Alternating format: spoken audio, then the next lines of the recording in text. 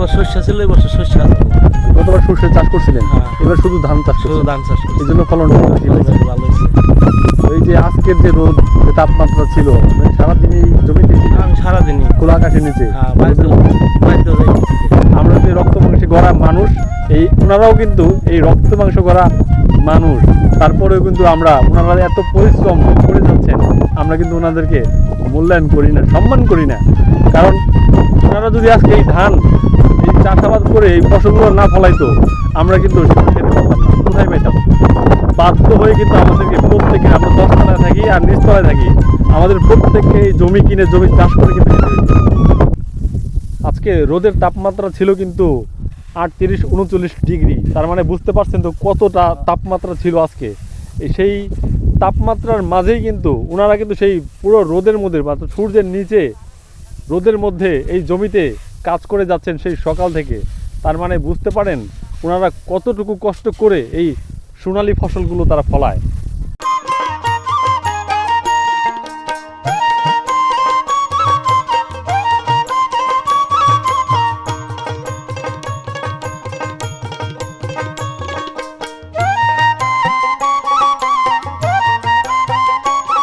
আজকে কিন্তু 11/5/2025, আর আজকের তাপমাত্রা ছিল কিন্তু 38 থেকে 39 ডিগ্রি। আর এই 39 ডিগ্রি তাপমাত্রার মধ্যে, এই রোদের মধ্যে এই বয়সে একজন লোক, দেখেন এই বয়সে একজন লোক এই রোদে কাজ করে যান, তো টকবকা যুবক, তারাও কিন্তু এই রোদের মধ্যে বের হতে সাহস পায় না। আর তারা কিন্তু এই পুরো 39 ডিগ্রি 38 ডিগ্রি তাপমাত্রার মধ্যেও কিন্তু খেতে কাজ করে যাচ্ছেন সকাল থেকে সন্ধ্যা।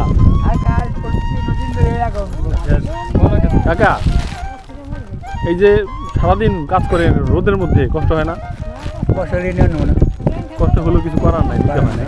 আমার কপালে আছে কষ্ট, যদি কি করবো কাকা, এই ধান শুধু আপনারা খাওয়ার জন্য চাষ করেন হ্যাঁ, নাকি বিক্রিও করেন? বিক্রি কিছু করি, খেয়ে কিছু বিক্রিও করেন, আবার খাবার জন্য রাখেন। হ্যাঁ। সারা বছর তো যায় না, সারা বছর যায় 2-4 মণ বেচা হরুম।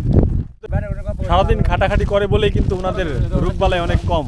আর আমরা যারা আরামায়েশ করে থাকি তাদের কিন্তু অনেক বেশি রোগবালাই আর ব্যাধি। দর্শক, আমার পিছনে যে ধানগুলো দেখতে পাচ্ছেন আপনারা, তো 5 দিন যাবৎ কিন্তু প্রচুর গরম ছিল আর রোদের তাপমাত্রা ছিল অনেক বেশি।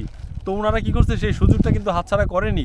এই জমিতেই ধান কাটার পরে, ধান সংরক্ষণ করার পরে এই জমিতেই কিন্তু তারা এই ধান শুকিয়ে নিয়েছে।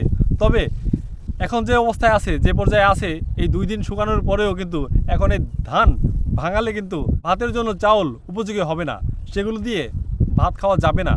তো এগুলা কি করতে হবে, এইগুলা যদি এখন ভাঙায় খাইতে যায়, ওই যে আমরা পিঠা খাই না, পিঠা, সেই পিঠা খাওয়ার চাউল কিন্তু হবে। অর্থাৎ আমরা গ্রামীণ ভাষায় যেটাকে বলে থাকি আউলা চাল।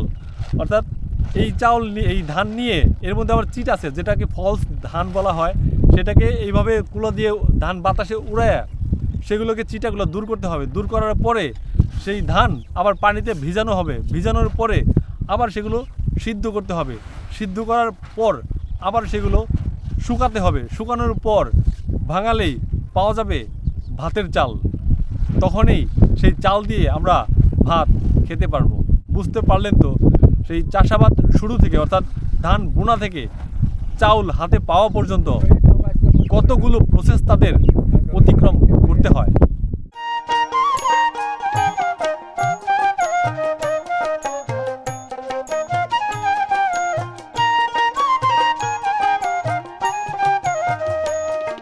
দুইটা ঘর একসঙ্গে মানে মুড়ে মুড়ে যুক্ত করে একটা দড়ির মতো কিন্তু করে ফেলেছেন, দেখেন কত বড় লম্বা হয়ে গেছে।